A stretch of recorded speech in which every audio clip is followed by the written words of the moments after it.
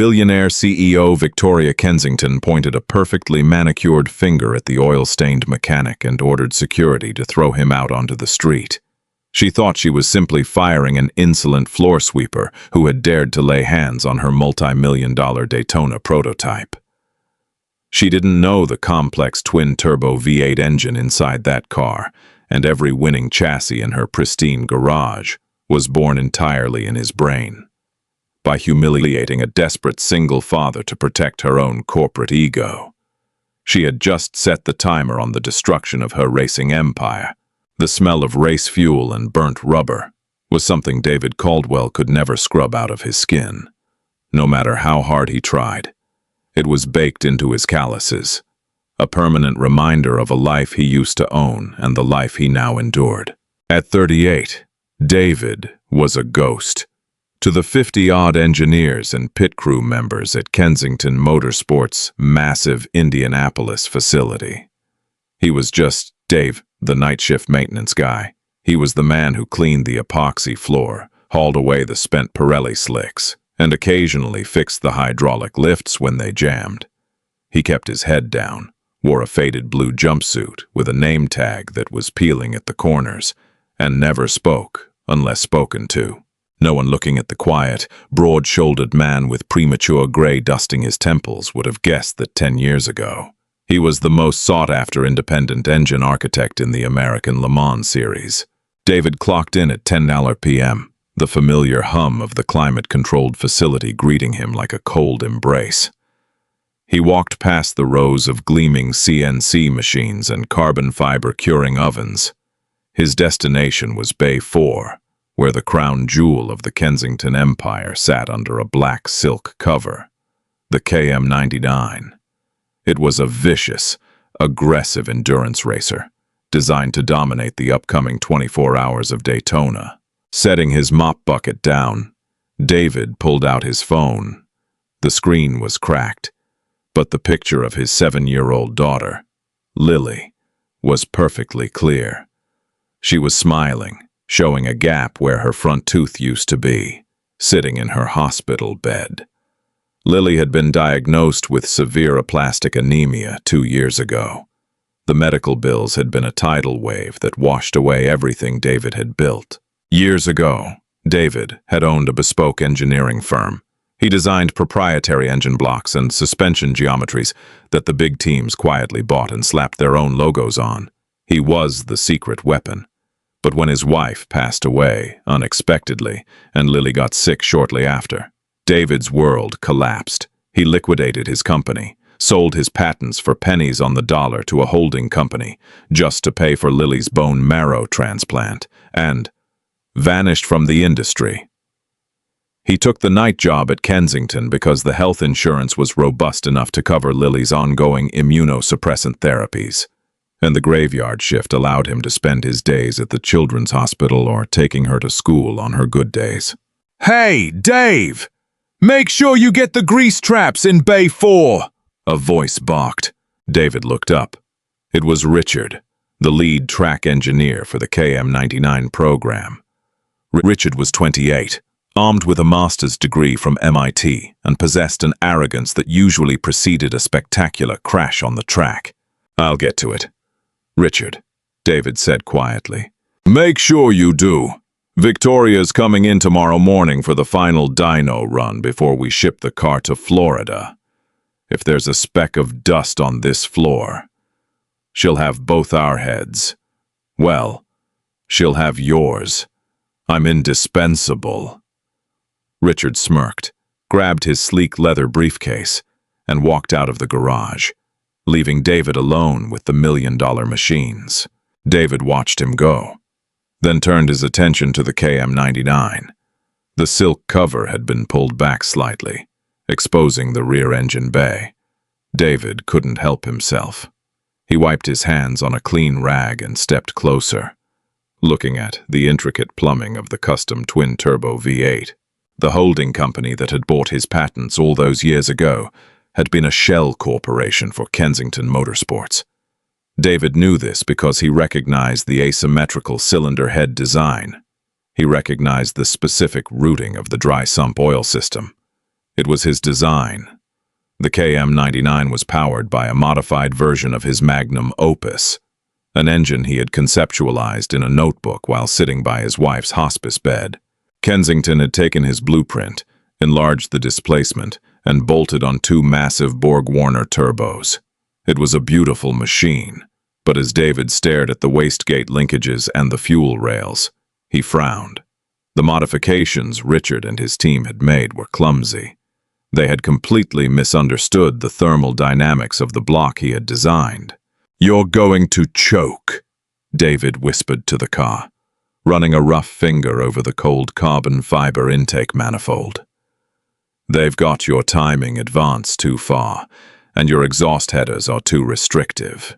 You're going to burn up cylinder number 7. He knew it as surely as he knew his own name, but he was just the janitor. He picked up his mop, turned his back on his stolen masterpiece, and went to work cleaning the grease traps. Lily needed her medication this week. That was all that mattered. The next morning, the atmosphere in the Kensington Motorsports facility was electric with a toxic blend of adrenaline and sheer panic. Victoria Kensington had arrived. At 32, Victoria had inherited the company from her late father, a legendary racer who had built the brand from scratch. Victoria, however, was not a racer. She was a venture capitalist in a tailored suit.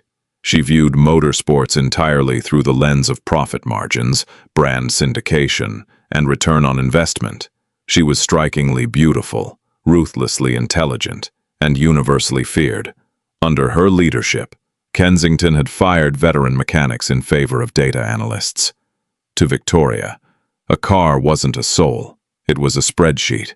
David was finishing his shift, gathering his trash bags near the rear exit, when the entourage swept onto the factory floor. Victoria walked at the front, her heels clicking sharply against the epoxy. Behind her trailed Richard, looking uncharacteristically pale, holding a tablet with trembling hands. "The numbers are unacceptable." "Richard." Victoria's voice cut through the hum of the garage. It was cold and precise. "We are 2 weeks out from Daytona. The board has poured $40 million into the KM-99 program, and you are telling me it can't survive a 6-hour simulated dyno run without dropping power? Ms. Kensington, it's a thermal anomaly," Richard stammered, frantically swiping on his tablet. "The Motec telemetry shows a massive heat spike in the right cylinder bank after 4 hours of sustained load. The engine management system pulls timing to save the block, which is why we're losing 80 horsepower. We've redesigned the cooling ducts. We've upgraded the radiator core. I don't pay you to give me anatomy lessons on a failing engine," Victoria snapped, stopping right in front of Bay 4. "I pay you to win. If this car DNFs at Daytona, Porsche and Ferrari will laugh us out of the GT class. Fix the heat spike." David, lingering near the disposal bins, paused. He looked over at the crowd surrounding the car. They were going to hook the KM-99 up to the chassis dynamometer right now for a live test. "We are running out of options." "Victoria," Richard said defensively, "the block architecture is fundamentally flawed. We bought the patents for this engine geometry years ago from some defunct indie company.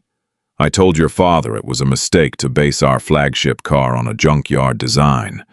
The block can't handle the boost we're throwing at it." David's jaw tightened. "Junkyard design." His hands curled into fists inside his thick rubber gloves. "Start it up," Victoria ordered, crossing her arms. "I want to see what $40 million of failure looks like."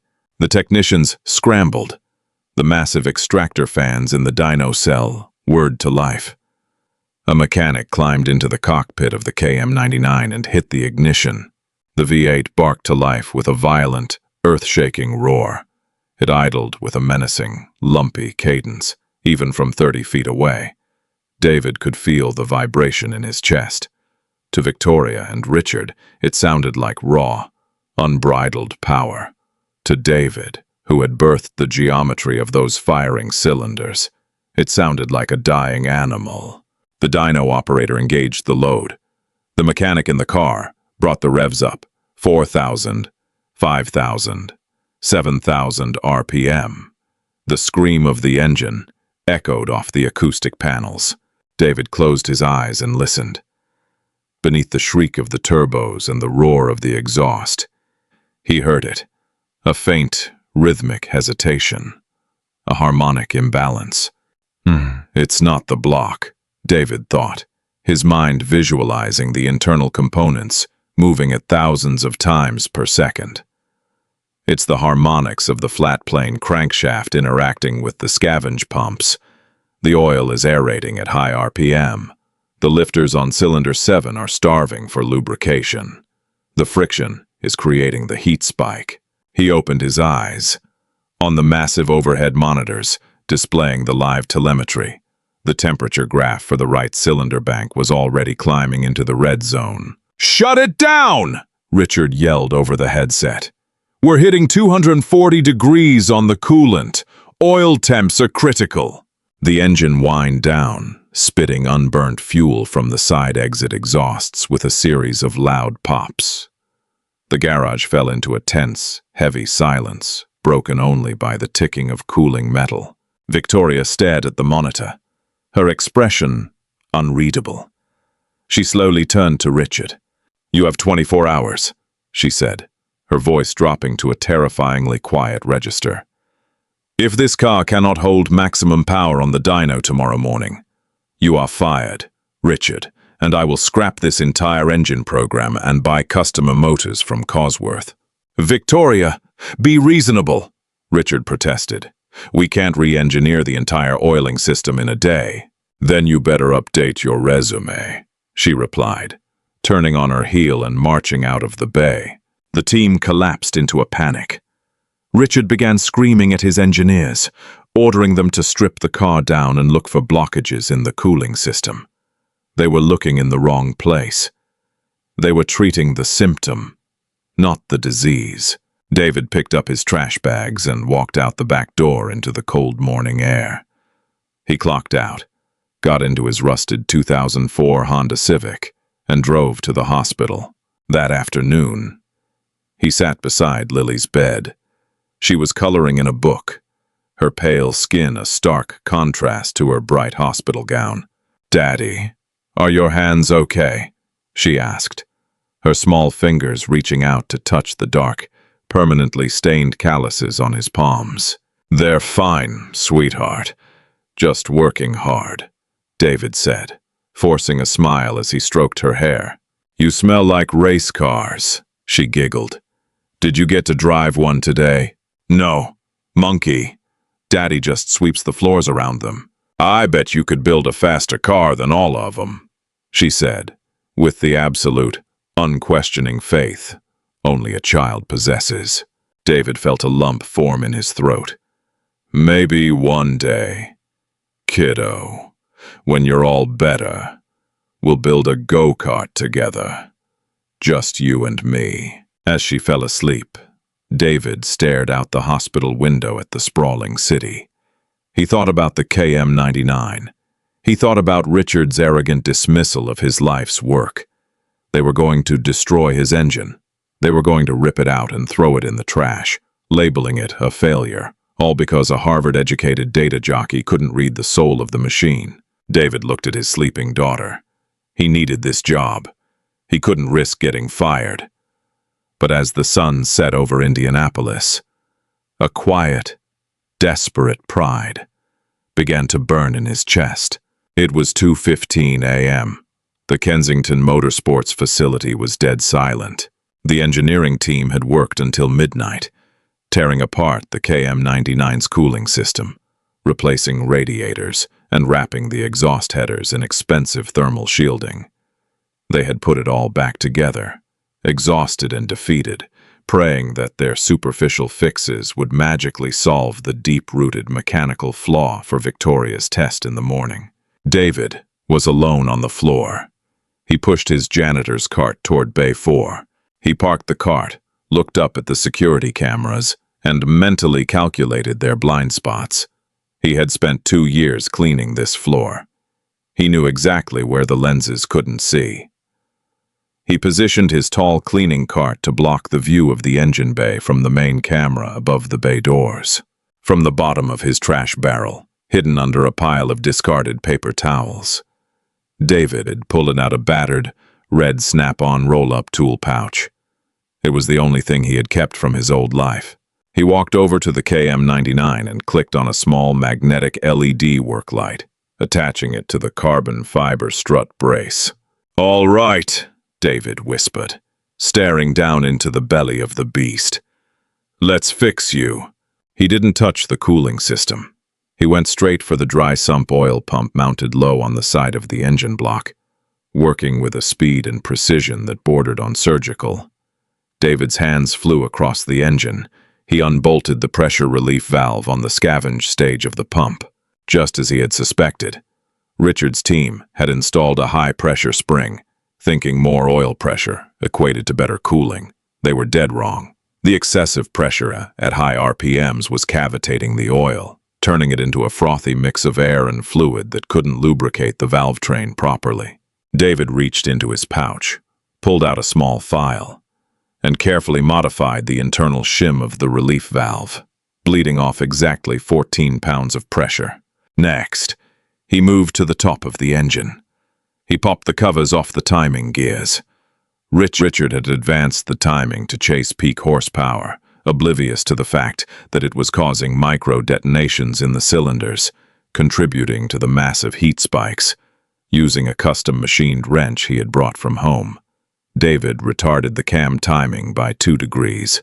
Finally, he rerouted the vacuum lines going to the waste gates of the Borg-Warner turbos. He bypassed the electronic boost controller's factory safety loop, setting it up the way he had originally designed it, mechanical, analog, and perfectly balanced. For 2 hours, David was no longer a janitor. He was a maestro conducting a symphony of titanium, aluminum, and steel.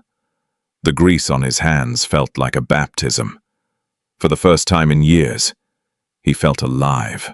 At 4:30 a.m., he torqued the last bolt, wiped down the engine bay to remove any trace of his fingerprints, and packed away his tools. He lowered the black silk cover back over the car, packed his cart, and went back to mopping the floors as if nothing had happened. By 7 a.m., the garage was buzzing again. Richard looked like he hadn't slept, his eyes bloodshot as he barked orders at his team to prep the car for the dyno. At 7:30 a.m., Victoria Kensington arrived. She carried a cup of black coffee and wore an expression that suggested she was ready to execute someone. "Is it ready?" she demanded, not even offering a greeting. "Yes. Victoria, we've done everything we can," Richard said, his voice trembling slightly.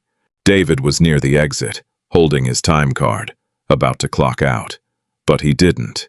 He lingered by the time clock, his heart pounding against his ribs. He had to know if it worked. "Spin it up," Victoria commanded. The dyno cell was sealed. The operator fired the engine. Immediately. The difference was palpable. The violent, lumpy idle from yesterday was gone, replaced by a smooth, terrifyingly crisp bark. It sounded tighter, lethal. "Bring it to load," Richard said into his headset, staring at his monitor. The RPMs climbed, 5,000, 6,000, 8,000 RPM. The scream of the twin turbos shook the glass of the dyno cell. Victoria stepped closer to the monitors. "Temps!" Richard stared at the screen, his mouth falling open. He tapped the glass, confused. "Oil temp is holding steady at 215. Coolant is pegged at a 190. The heat spike. It's gone." "Power?" Victoria asked, her eyes narrowing. We gained 40 horsepower. It's making 810 at the wheels. And the curve is perfectly flat. It's running perfectly. Better than perfectly." Richard looked utterly bewildered. He looked back at his engineers. who were shrugging in disbelief. A rare, razor-thin smile touched Victoria's lips. "Whatever you did last night, Richard, it worked. The program survives. Prep it for transport to Daytona." Richard, recovering quickly, puffed out his chest.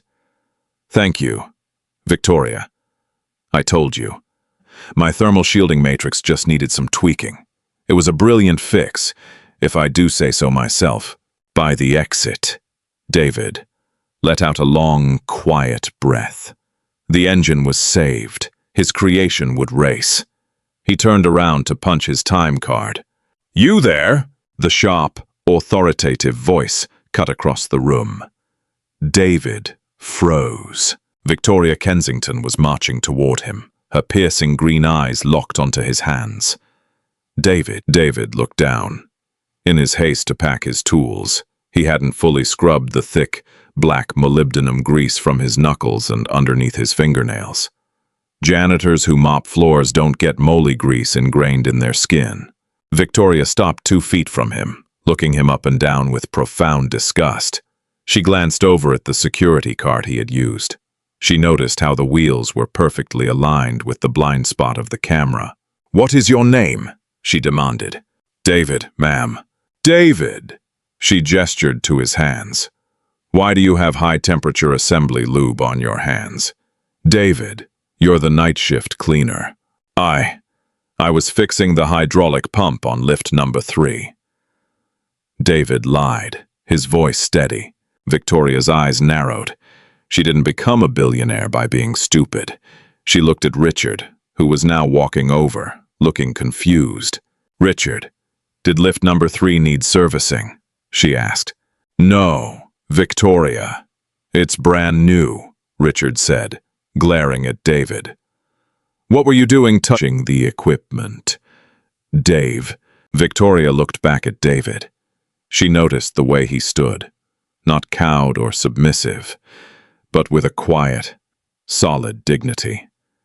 It infuriated her. "I don't know what you were doing near my prototype," Victoria said, her voice like ice. "Maybe you were trying to steal parts. Maybe you were taking pictures for Porsche. But I do not tolerate liabilities." "I didn't steal anything," David said, his voice hardening. "I just cleaned the floors." "Not anymore.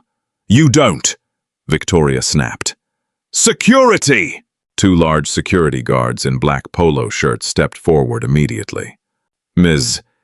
Kensington, wait," David said, desperation finally bleeding into his voice. "I need this job. My daughter."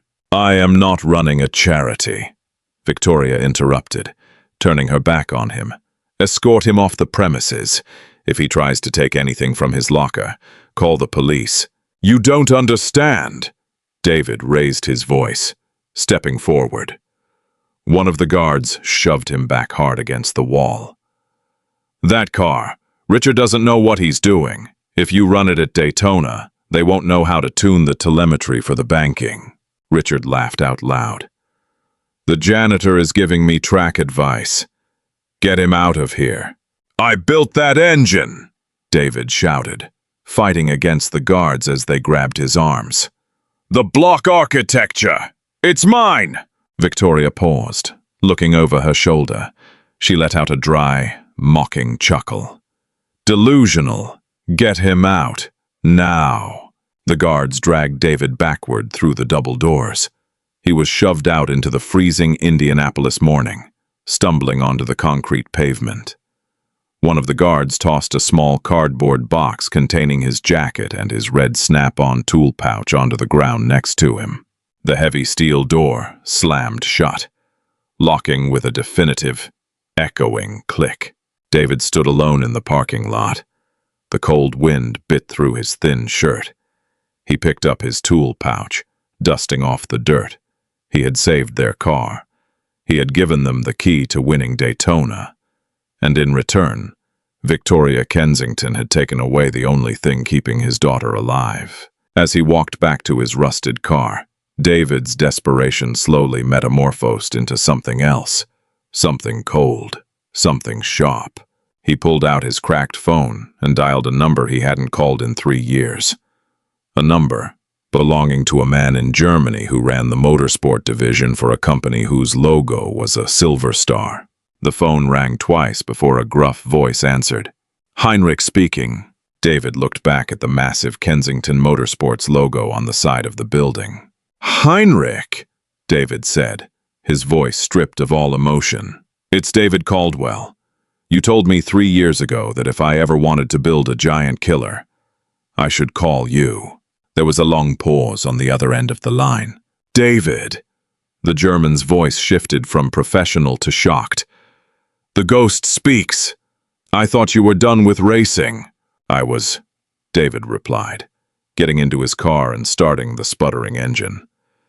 But I just got fired, and I need to build a car that will destroy Kensington Motorsports at Le Mans. The private terminal at Indianapolis International Airport was a far cry from the grease-stained floors of Kensington Motorsports. David sat in a plush leather chair, nursing a black coffee that tasted like burnt copper in his anxious mouth. Across the mahogany table sat Heinrich Adler, the director of global motorsports for one of Germany's most formidable automotive giants. Heinrich was a man built like a cinder block, with sharp blue eyes that missed absolutely nothing. Heinrich looked at the crumpled, oil-stained notebook David had slid across the table. He opened it carefully, as if the pages were lined with explosives. For 10 minutes, the only sound in the private lounge was the ticking of a Patek Philippe watch on Heinrich's wrist and the rustle of graph paper. You are insane, David, Heinrich finally whispered. Looking up, there was a profound reverence in his heavy German accent. This engine architecture. You're running a Hot V configuration, but with a reverse flow cylinder head, the thermal management required for this would melt a standard block in 3 minutes. It's not a standard block, David replied, leaning forward, his voice low and urgent. It uses a proprietary beryllium-aluminum alloy matrix. I designed the cooling jackets to use phase change fluid dynamics. It doesn't just manage the heat, Heinrich. It utilizes it to pre-spool the secondary turbine. It eliminates turbo lag completely. It will rev to 10,000 RPM, produce 950 horsepower, and it will run for 24 hours straight without degrading a single percentage point in efficiency. Heinrich stared at the schematics. The KM99 that Kensington is fielding is a dinosaur compared to this, David interrupted. They are running my old Phase 1 blueprint. They think it's a masterpiece. It's a stepping stone. This new engine. This is the executioner. Heinrich closed the notebook and folded his massive hands on the table. My board of directors has authorized me to offer you a blank check. We have been trying to win Le Mans outright for a decade. If this engine does what you say, we will fund the entire prototype program around it. We will call it the Adler Viper. But you vanished, David. You sold your patents and became a ghost. Why now? Why come back with a vengeance? David reached into his jacket pocket and pulled out a folded photograph of Lily in her hospital bed. He placed it on top of the notebook. Because a billionaire in a tailored suit just fired me from my night job as a janitor. And my daughter's insurance gets cut off at the end of the month, David said, his jaw tightening so hard it ached. I don't want a blank check, Heinrich. I don't care about the money or the fame. Here are my terms. David pulled out a single sheet of paper and slid it forward. The Caldwell contract. Total medical coverage. Adlerwerke will assume 100% of the financial responsibility for Lily Caldwell's medical care, effective immediately. The best care. She is to be transferred to the premier pediatric oncology and hematology center in Munich, traveling via private medical charter. Autonomy. I am the sole director of engineering for the hypercar program. I choose the chassis, I choose the aero package, and I choose the drivers. No corporate interference. Anonymity. My name does not appear on any press release until the car crosses the finish line at Le Mans. Heinrich read the list, a slow, predatory smile spreading across his weathered face. He didn't even consult his legal team. He pulled a Mont Blanc pen from his breast pocket and signed the bottom of the page. "Pack your bags, David," Heinrich said, extending a hand. "We are going to Germany, and we are going to build a monster." January in Florida was deceptively bright. The Rolex 24 at Daytona was the ultimate proving ground for endurance racing, a grueling marathon that punished both man and machine. In the lavish, climate-controlled Kensington Motorsports Hospitality Suite, suspended above the pit lane, Victoria Kensington was holding court. She held a flute of Dom Perignon, accepting congratulations from wealthy sponsors and board members. Down on the track, the KM99 was a silver and blue blur, leading the prototype class by a commanding 3 laps. It was the 18th hour of the race. The sun was rising, casting long golden shadows across the 31-degree banking of the Daytona International Speedway. "It's a masterstroke, Victoria," an older board member beamed, clinking his glass against hers. 40 million well spent. Richard is a genius. The engine hasn't missed a beat, Victoria smiled, a cold, satisfied expression. "I told you, gentlemen, you don't need to win races. You need ruthless efficiency and data. We eliminated the human error." Down in the pit box, however, the atmosphere was far less celebratory. Richard sat glued to the telemetry screens, sweat dripping down his neck despite the cool morning air. The engine temps were perfect, exactly as they had been ever since that miraculous morning on the dyno. But something else was going horribly wrong.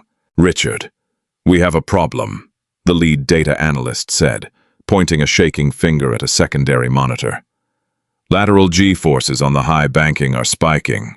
"So, it's Daytona! The banking is steep!" Richard snapped, wiping his forehead. "No, look at the oil pressure trace," the analyst insisted.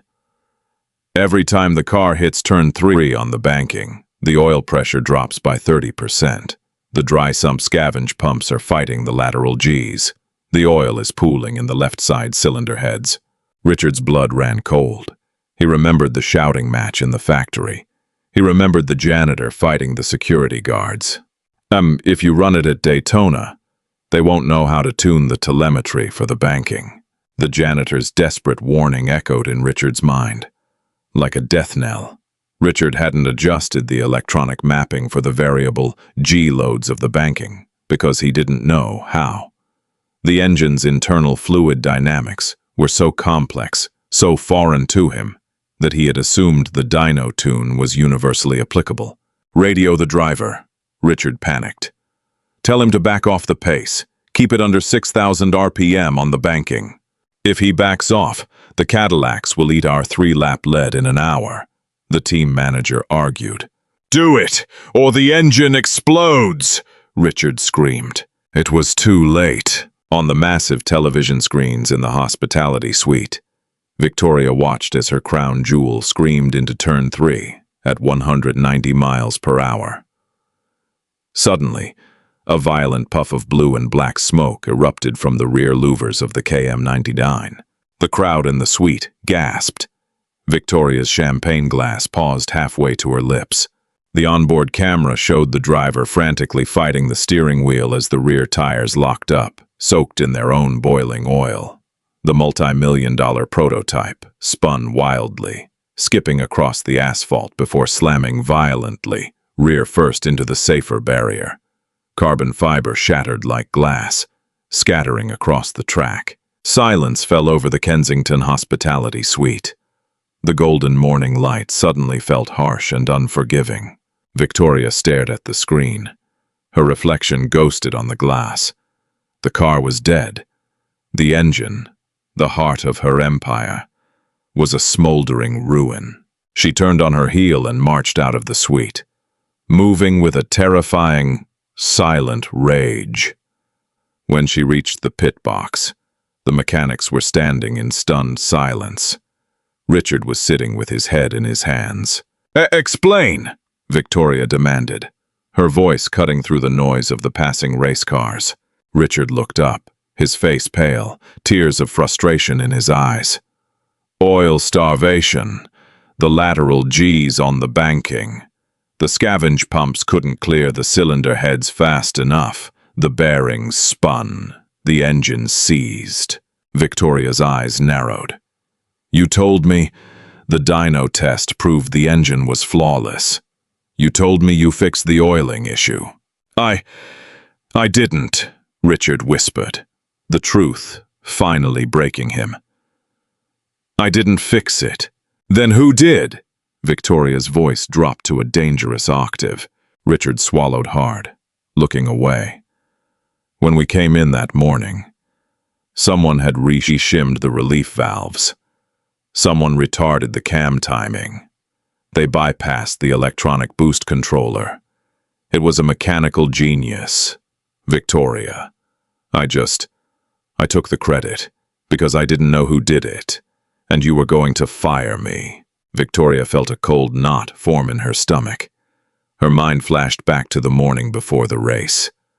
The security camera blind spots, the red tool pouch, the molybdenum grease on the hands of the quiet, broad-shouldered man with the dying daughter. "I built that engine, the block architecture. It's mine." She had fired him. She had thrown him out onto the street.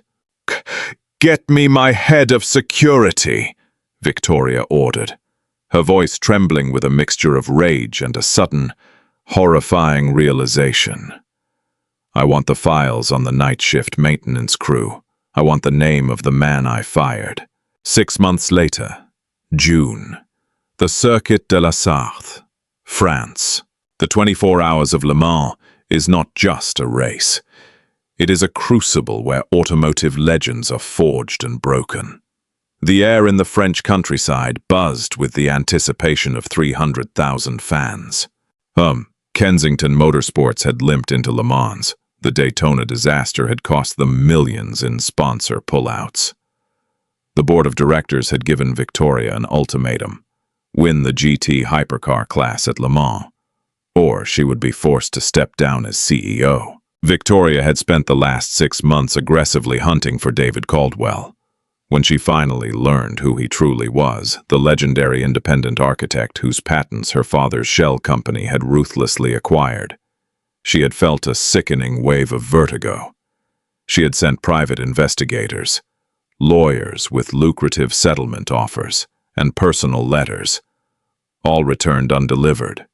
The man had vanished from the United States, taking his sick daughter with him. Now, standing in the Kensington garage, Victoria felt a desperate, clawing anxiety.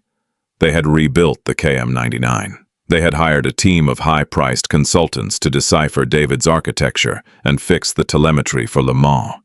But without the ghost in the machine, the car felt hollow.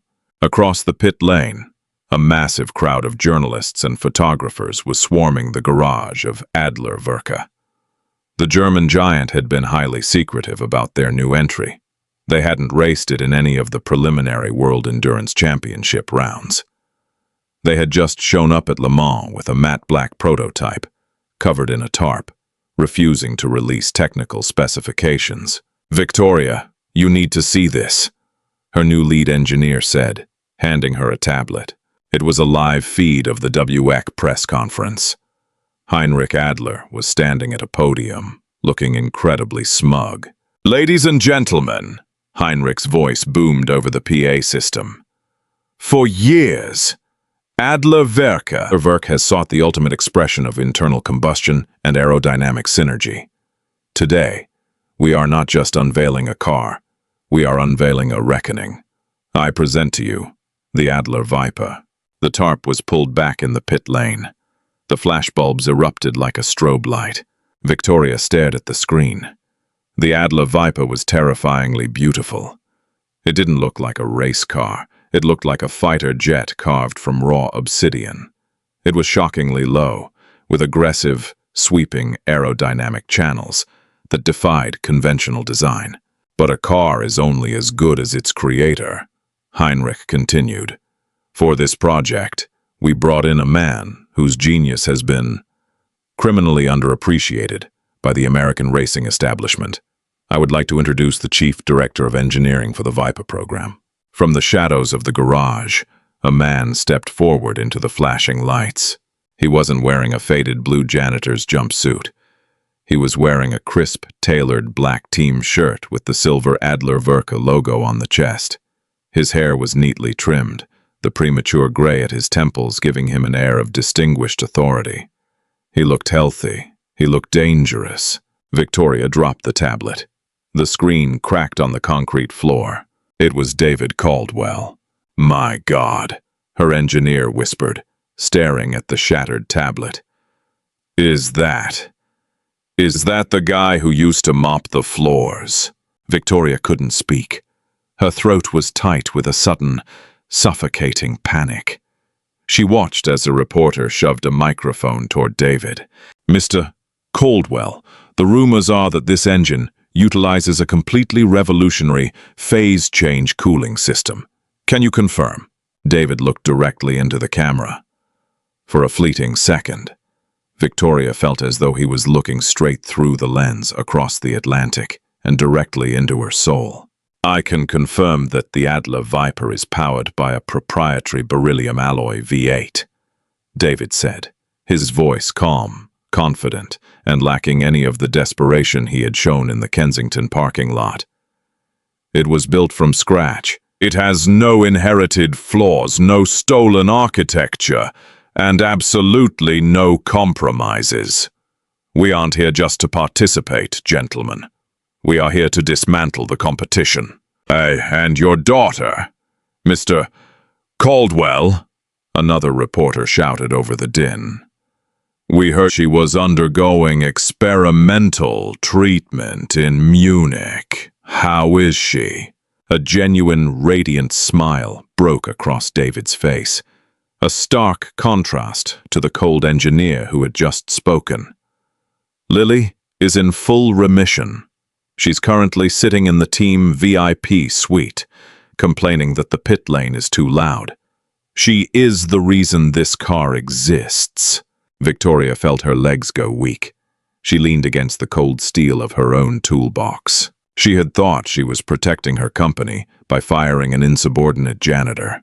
Instead, her arrogance had driven the greatest engineering mind of a generation directly into the arms of her biggest rival.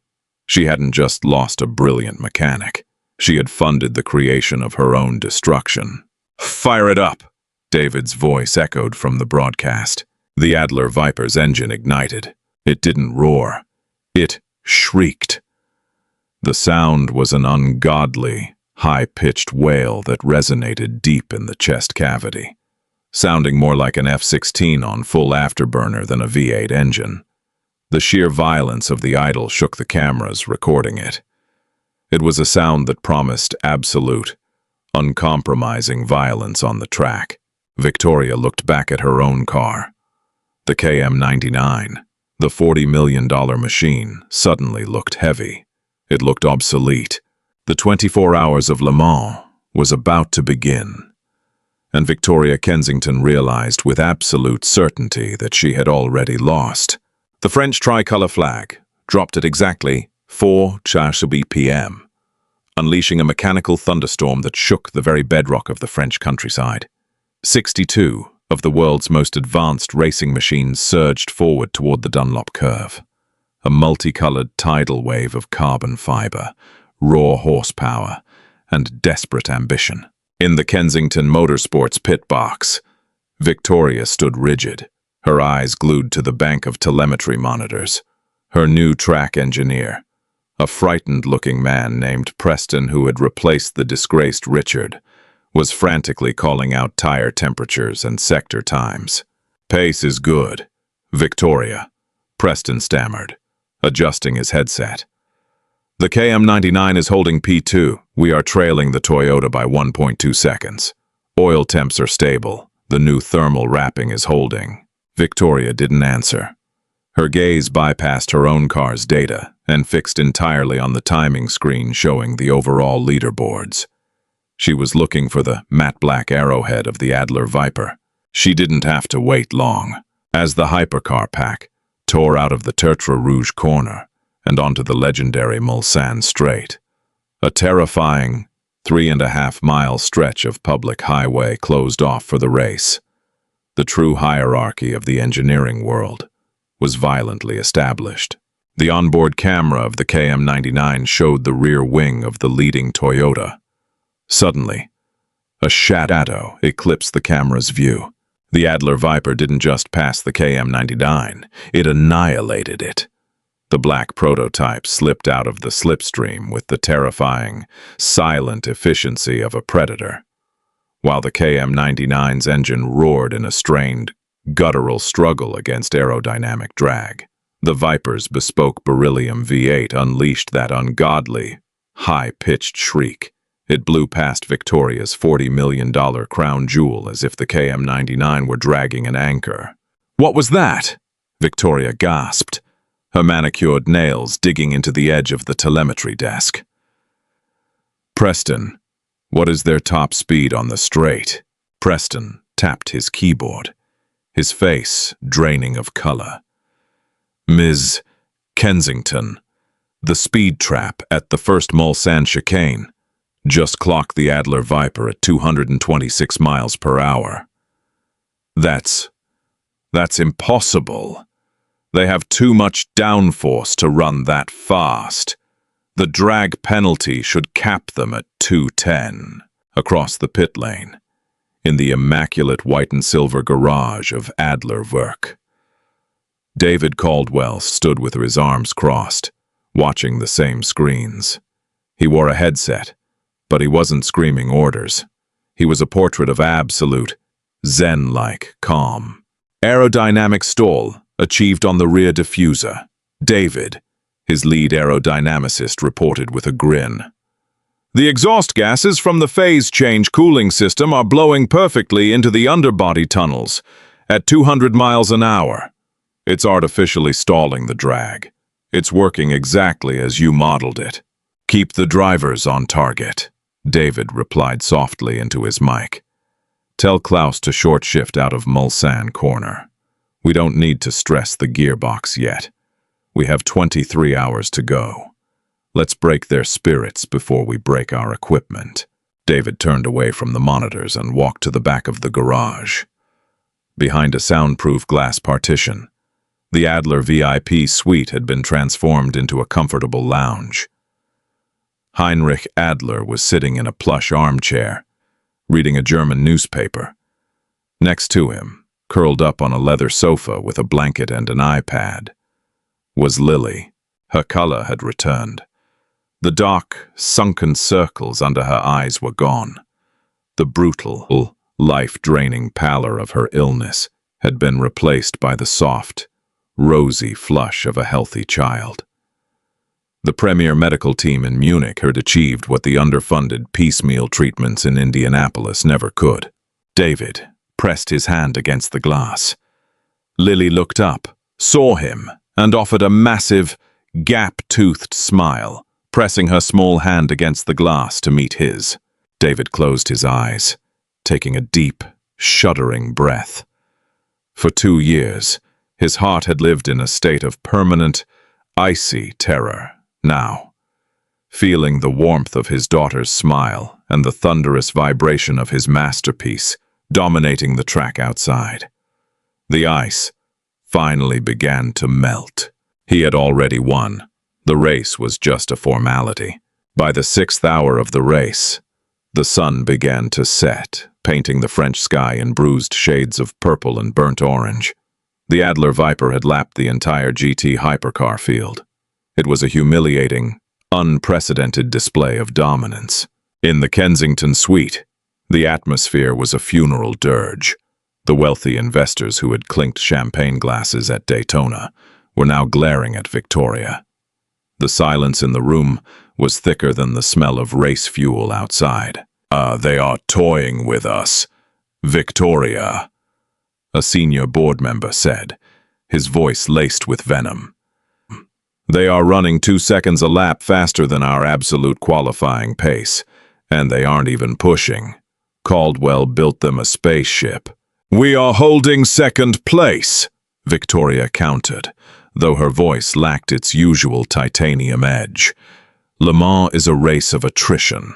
A car that fast cannot possibly survive 24 hours. The Adler engine will grenade. The phase change system is too complex. When it fails, we will be there to inherit the lead. You better pray it fails, the board member whispered. Because if that janitor you fired crosses the finish line first, the board will have your resignation on my desk by Monday morning. Victoria turned back to the window, watching the glowing brake rotors of the cars diving into the Ford chicane. Her reflection in the glass looked hollow. She was a woman who had spent her entire life worshipping spreadsheets, data analytics, and ruthless corporate efficiency. She had quantified everything, but as she watched the Adler Viper tear through the gathering darkness, she realized the terrifying truth. She couldn't quantify David Caldwell's vengeance. She couldn't put a metric on a father's desperate love, or the raw, unfiltered genius born from suffering.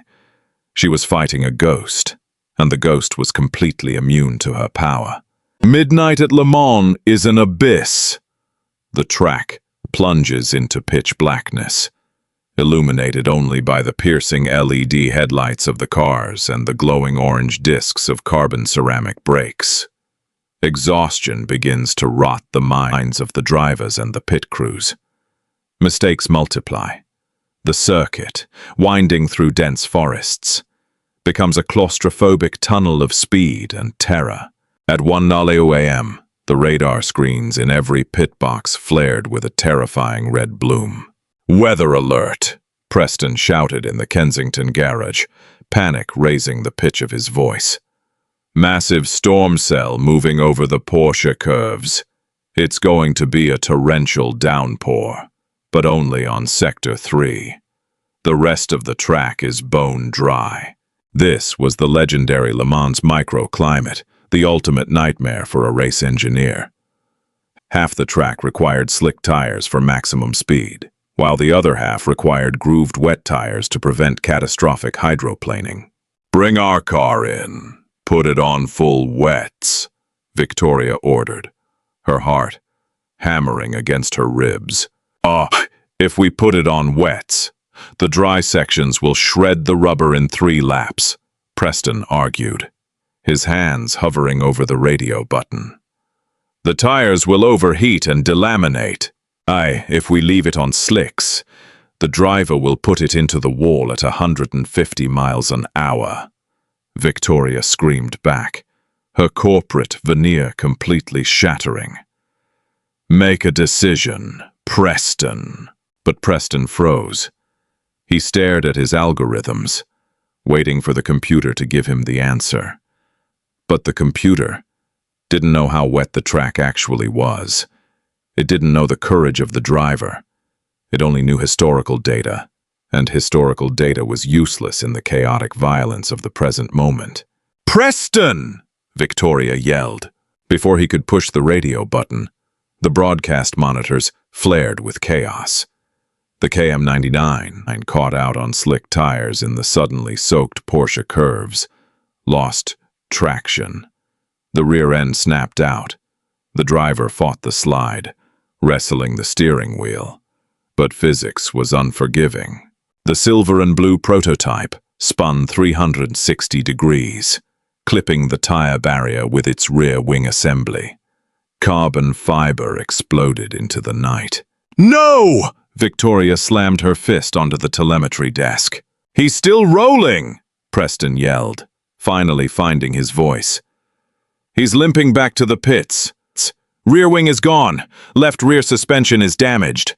But we can fix it. It's going to be a 20-minute stop. 20 minutes in the pits at Le Mans was an eternity. It was a death sentence. As the shattered KM99 crawled down the pit lane, sparks showering from its dragging underbody, Victoria looked across the tarmac toward the Adler-Verka garage. She expected to see panic over there as well. She expected to see their engineers scrambling, caught in the same weather trap. Instead, she saw a beautifully orchestrated symphony. The Adler Viper dove into the pit box. David Caldwell was standing on the pit wall, holding a physical two-way radio. He hadn't waited for the computer algorithms. He had watched the sky, felt the drop in barometric pressure, and called his car in the second the first drop of rain fell. "Intermediate tires," David's voice commanded, calm and authoritative, cutting through the chaos of the pit lane. The German pit crew moved with terrifying, mechanized precision. In 12 seconds, the Viper was hoisted, its slick tires ripped off, and a set of intermediate tires, a compromise compound designed to survive both wet and dry conditions, was bolted on. As the car dropped, David leaned over the pit wall, locking eyes with his driver through the visor. "The grip in Sector 1 and 2 is going to feel loose. Klaus, trust the aero. The phase change system will keep the tire blankets warm. Attack the rain. Break them." The Adler Viper roared out of the pit box, its engine shrieking into the night, disappearing into the darkness while Victoria's team frantically began hacking away at the ruined carbon fiber of her dying car. Victoria stepped out of her pit box and stood in the rain, the cold water soaking into her designer suit. She looked at David. He was standing on the pit wall, a stopwatch in one hand, staring out into the darkness. The harsh floodlights of the pit lane illuminated the premature gray in his hair and the deep lines of exhaustion on his face. He looked like a general commanding a battlefield. At that moment, Victoria finally understood her catastrophic mistake. She had built a company of Prestons and Richards, men who only understood the world through a screen. Men who believed that perfection was a math equation to be solved. David Caldwell was different. He didn't just build the machine, he felt it. He understood that a race car wasn't just a collection of titanium and carbon fiber. It was a living, breathing entity forged in extreme heat and immense pressure. He had designed an engine that breathed like a lung, that adapted to its environment. He had built his own resilience, his own desperate will to survive, directly into the DNA of the Adler Viper. He wasn't an employee to be managed. He was an artist, and Victoria had thrown a masterpiece into the trash because she didn't like the frame. The KM99 returned to the track 25 minutes later, pieced back together with heavy-duty tape and replacement fiberglass. It was now sitting in 9th place, completely out of contention for the podium, let alone the victory. Victoria didn't go back up to the hospitality suite. She couldn't face the board members. She pulled up a folding chair in the back of the freezing, damp garage, wrapped a team jacket around her shivering shoulders, and watched her empire slowly bleed out over the next 10 hours. By 3 p.m. on Sunday, the sun was high and brutal, baking the damp track into a steaming ribbon of gray asphalt. The grandstands were packed with hundreds of thousands of exhausted, sunburned fans, waiting for the climax of the greatest endurance race in the world. The Adler Viper had not failed. It had not grenaded. The phase change cooling system had run flawlessly for 3,000 miles. The bespoke beryllium V8 had screamed at 10,000 RPM lap after lap, hour after hour, a mechanical metronome of absolute perfection. It was currently leading the race by an astonishing 5 laps. It was so far ahead that David had radioed his driver to short shift every gear, effectively putting the car into a Sunday cruise to preserve the machinery for the final hour. In contrast, the KM99 was a walking corpse. It was running on 7 cylinders. The hasty repairs from the midnight crash had destroyed its aerodynamic balance. It was vibrating violently, chewing through tires and burning oil. It was currently dragging itself around in 7th place, fighting a desperate, humiliating battle just to finish the race. Inside the Adler garage, the atmosphere was a mix of intense focus and premature euphoria. Heinrich Adler had uncorked a bottle of champagne early, pouring glasses for the board members who had flown in from Stuttgart. David, however, remained on the pit wall. He wouldn't celebrate until the clock struck 0. At exactly 4:01 p.m., the digital timer above the start-finish line hit 24 The official, in the flag stand, began waving the checkered flag frantically. The Adler Viper rounded the Ford chicane for the final time. The driver, Klaus, began swerving left and right, weaving the matte black prototype across the track in a triumphant dance, flashing the LED headlights at the roaring crowd. As the car crossed the finish line, the Adler Werke garage exploded into cheers. Mechanics hugged each other, weeping openly. Heinrich Adler let out a booming laugh, spraying champagne over his engineers. David took off his headset. He laid it gently on the telemetry desk. He didn't cheer, he didn't jump. He just exhaled, a long, shaky breath that carried the weight of the last 3 years of his life.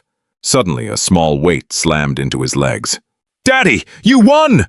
David dropped to his knees on the dirty concrete floor, ignoring the oil and the grime, and wrapped his arms around Lily. He buried his face in her shoulder, holding her as tightly as he dared. She was warm. She was alive. She was safe.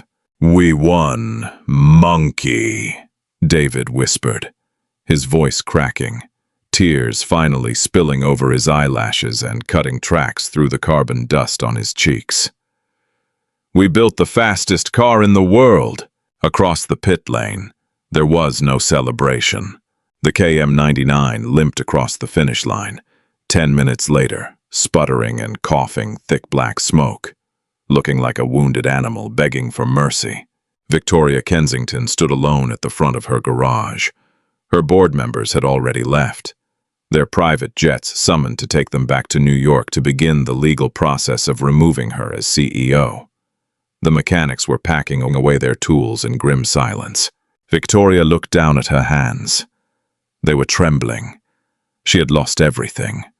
Her father's legacy, her company, her reputation. It was all gone, erased by a single, arrogant decision made in a freezing garage in Indianapolis. She took a deep breath, smoothing the wrinkles in her ruined, rain-stained suit. She stepped out into the pit lane, weaving through the chaos of the post-race celebrations, the hordes of journalists, and the triumphant rival teams. She walked toward the Adler Werke garage. The German security guards moved to intercept her, recognizing the CEO of their defeated rival. But Heinrich Adler held up a massive hand, signaling them to let her pass. David was standing near the rear of the Adler Viper. The car was ticking, the superheated metal finally cooling down. He was wiping a speck of oil off the rear wing with a rag, a subconscious habit born from years of being a janitor. He looked up as Victoria approached. The crowd of journalists around them suddenly quieted, sensing the tectonic shift in the atmosphere. The billionaire CEO who had lost her crown, approaching the ghost who had taken it. Victoria stopped 3 feet away from him. She didn't look at the car. She looked at David's hands. They were stained with molybdenum grease and brake dust. They were the hands of a creator. "I spent $40 million trying to prove that perfection could be bought," Victoria said, her voice surprisingly steady. Though it lacked any of its former venom. "I thought data was infallible. I thought humanity was a liability." David didn't speak. He just watched her, the rag still in his hand. "I was wrong," Victoria continued, her gaze rising to meet his. "My engineers built a machine. You built a soul, and a machine can never beat a soul." She paused, swallowing hard, the pride finally draining out of her completely. "I didn't come over here to congratulate Adler Werke," Victoria said, her voice dropping to a whisper that only David could hear over the din of the crowd. I came over here to apologize to you, David, not because you beat me, but because when I looked at you in my garage 6 months ago, I didn't see a brilliant engineer, and I didn't see a desperate father fighting for his child. I only saw a man holding a mop, and for that, for my blindness, I am profoundly sorry. You deserved better, and you proved it. David looked at the woman who had nearly destroyed his life. He saw the defeat in her posture, the ruin in her eyes. He could have gloated. He could have destroyed what little dignity she had left in front of the world's press. But David Caldwell was not a man driven by cruelty. He was a builder, not a destroyer. He slowly lowered the rag and offered his hand. The KM-99's block is still structurally sound. Victoria, David said softly, your aero package is brilliant, but it's fighting your suspension geometry. If you lengthen the control arms by 2 inches and drop the spring rates, it will stop chewing through tires on the banking. Victoria stared at his outstretched hand, stunned. He was giving her the key to saving her car. He was offering her mercy when she had offered him none. Slowly, with a trembling hand, she reached out and shook his calloused, grease-stained palm. "Thank you, David," she whispered, a single tear finally escaping her eye and tracing down her cheek. "Go fix your car, Ms. Kensington," David said, a faint, genuine smile touching his lips. "I'll see you on the track next year." Victoria nodded once, turned, and walked back toward the Kensington garage, her posture a little straighter. A new kind of determination, replacing her shattered arrogance. David watched her go, then felt a tug on his pant leg. Lily was standing there, holding a tiny, die-cast model of the Adler Viper that Heinrich had given her. "Daddy, can we go home now?" she asked, yawning widely. "It's too loud," David laughed, a rich, full sound that echoed over the dying roar of the French circuit. He scooped his daughter up into his arms, kissing the top of her head. "Yeah, kiddo," David said, turning his back on the cameras, the crowds, and the legend he had just cemented into history. "Let's go home. We have a go-kart to build." What a breathtaking journey of redemption, engineering, and the unbreakable bond between a father and his daughter. David proved that sheer passion and human intuition will always triumph over cold corporate arrogance. Victoria learned the hardest lesson of her life, but perhaps it's the exact lesson she needed to truly lead. If you felt your heart racing during that epic showdown at Le Mans, hit that like button right now. Share this video with someone who loves an underdog story. And don't forget to subscribe and ring the bell so you never miss another incredible real-life drama.